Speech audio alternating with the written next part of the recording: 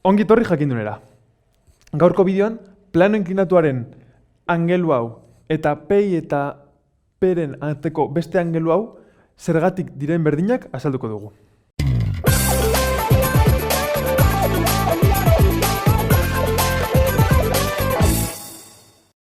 Ikusten duzuenez, beti plano inklinatuarekin eragiketa egiterakoan, hartzen dugu kontuan, pei eta peren arteko angelua plano inklinatuaren angeluaren berdina dela.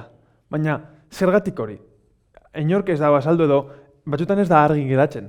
Hemen grafikoki ikusiko dugu zergatik gertatzen den. Matematikoki oso erraza da kalkulatzea ere, baina bakarrik egin behar da jakin. Ez da jakin behar, ez da gauza bat atera behar dela matematikoki. Jakitagaz nahiko da. Beraz, hemen ikusiko dugu grafikoki zergatik hau betetzen den. Kontuan euki. Plano inklinatu bat, dara lurzoru bat, angelu bategaz. Beraz, lurzoru bat tukiko bagenu, pei eta p berdinak izango lirateke. Angelu txikitxo bat jartzerakoan, orduan pei jadanik ez da peren berdina. Baina, klaro, lurzoruan p eta pei berdina badira, angelu txiki bategaz, haien ezberdintasuna txikia ikusten duzuenez. Angelua, alfa bi angelua kasu honetan, bigarren marrazkian, handiagoa denean, pei eta peren arteko ezberdintasuna handitzen da.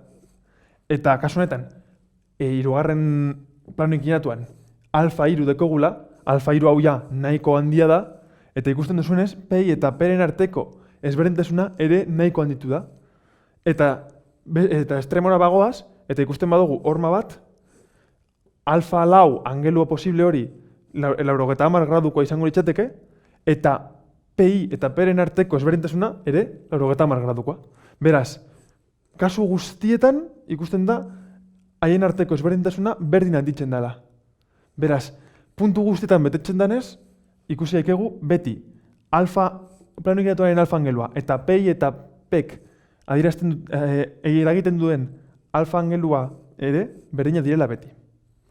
Beraz, errez ikusten da grafikoki zela betetzen den, eta hau esan guztia. Espero dut gustatu izana eta ulertu izana, noski. Eta gogoratu, YouTubeen naiz webgunean jarraitu jakindun.